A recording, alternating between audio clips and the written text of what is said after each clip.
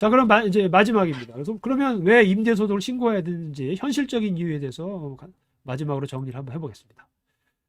사실 임대소득은 그 총 임대수익, 임대료 수입만을 신고하시는 것이 아니고 여기에서 발생하고 있는 각종 임대 비용들이 있어요. 아까도 말씀드렸지만 여러 가지 쭉 있잖아요. 지난주에 설명해드린.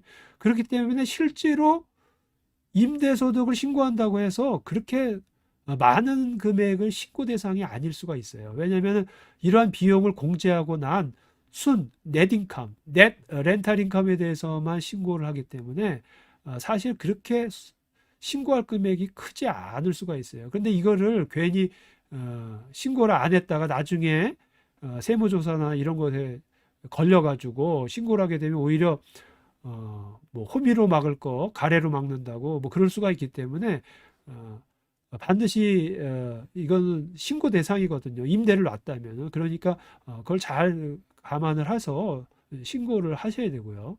법에 그렇게 돼 있으니까.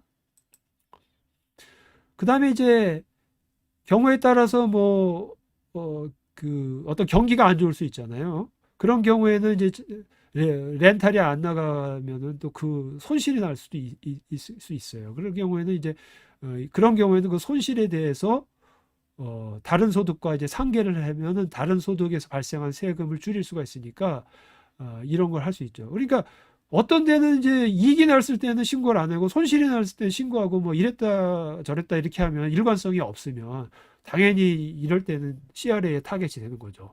아니 뭐 이익이 날 때는 신고를 안 하고 뭐 손실 날 때만 신고하냐. 그러면 이제 그런 일관성이 없으면 또 문제가 될 수 있잖아요. 그러니까 일관되게 임대소득이 되건 손실이 되건 하여튼 신고를 해놓는 게 좋을 수가 있고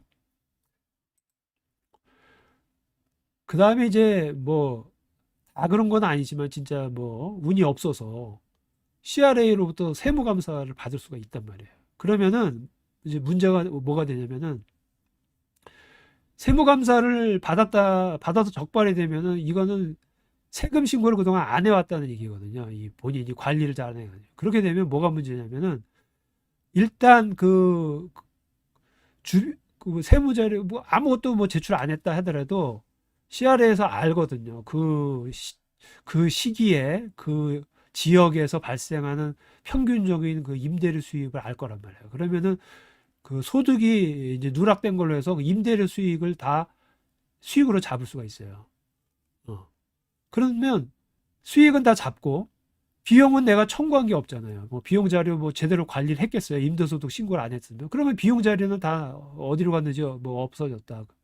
뭐 이렇게 되면은 그냥 수익만 잡히는 거예요. 그냥 수익만 갖고 그 세무조사를 때리는 거예요. 그러면은 원래 내가 제대로 신고했으면 다 공제받을 수 있는 비용 부분을 다 제때 챙길 수가 없는 거죠. 그렇기 때문에 나중에 실제로 신고했던 것보다 더 많은 금액을 세금을 과다하게 부과를 받으실 수도 있고 또 제때 신고를 안 하면 신고 그 누락으로 인한 이제 벌과금 또 이자 비용 뭐 이런 것들이 이제 여러 가지가 이제 거의 가산이 돼서 결국은 이제 아까도 말씀드린 것처럼 호미로 막을 거 가래로 막는 이제 그런 경우가 있을 수 있으니까 임대소득이 있는 경우에는 법에 따라서 합리적으로 신고하시는 것이 미래에 보험을 드는 거나 마찬가지인 거죠. 이런 경우에 이런 세무조사에 걸리면 이제 세금이 크게 나오니까 미리미리 세금 신고를 잘 하시는 게 일종의 보험이죠. 예. 착한 사람들이 이제 보험을 들어놓는 거죠. 예. 그렇게 해서 그러니까 뭐 제가 이제 뭐 원칙적인 것만 말씀드리는 겁니다. 그래서 신고를 하는 것이 안 하는 것보다 낫다. 이제 현실적인 이유 이런 걸 말씀드리는 거고. 그다음에 이제 임대소득의 또 특이한 게 뭐냐면 보통 이제 급여소득과 비즈니스 소득만 알고 계신데 이 렌탈 소득도 RRSP를 부여를 해줘요. 그렇기 때문에 급여소득, 비즈니스 소득, 렌탈 소득을 신고를 하시면 그 소득의 18%의 RRSP가 부여가 됩니다.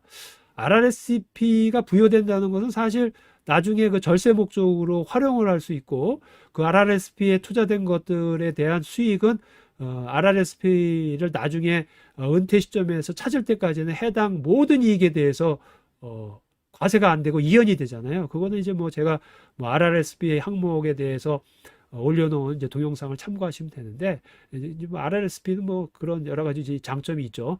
어쨌든 렌탈 소득을 신고를 하면 그 렌탈 소득 금액의 18%의 RRSP가 부여된다. 이것도 하나의 이제 이점으로 보실 수가 있는 거죠.